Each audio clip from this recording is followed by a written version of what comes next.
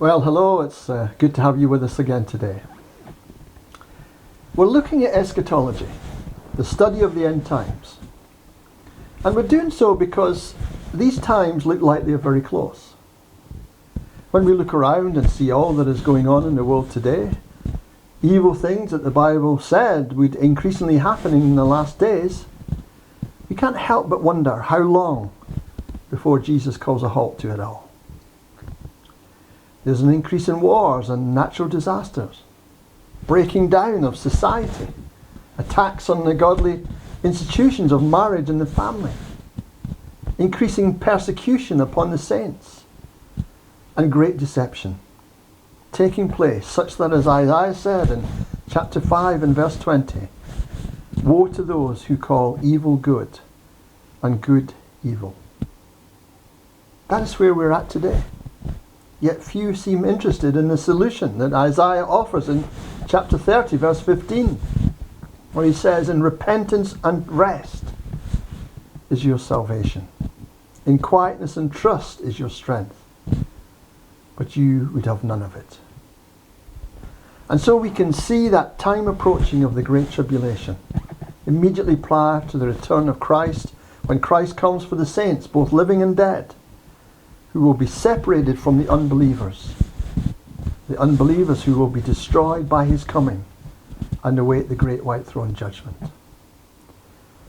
But what will happen to Satan at Christ's return? The answer, of course, is in the Bible.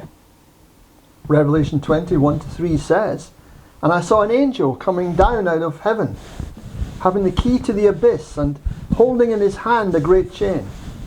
He seized the dragon, that ancient serpent, who is the devil or Satan, and bound him for 1,000 years. He threw him into the abyss and locked and sealed it over him to keep him from deceiving the nations anymore." And it goes on.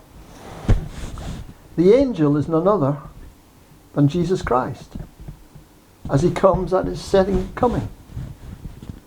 He has the keys to the abyss, or the bottomless pit. Now, keys speak of authority and power, which Jesus has over all. Matthew 28:18 says of Jesus, "All authority in heaven and on earth has been given to me." Sadly, most people today fail to realize this, because if they did, they would not do what they do. And he holds in his hand a great chain. Chains, of course, speak of binding. In this case, Jesus comes to bind Satan. Jesus is the stronger man who binds the strong man, that is Satan, before plundering his house. Now, Satan's house can be likened to this world. Remember, Satan is the ruler of this world system.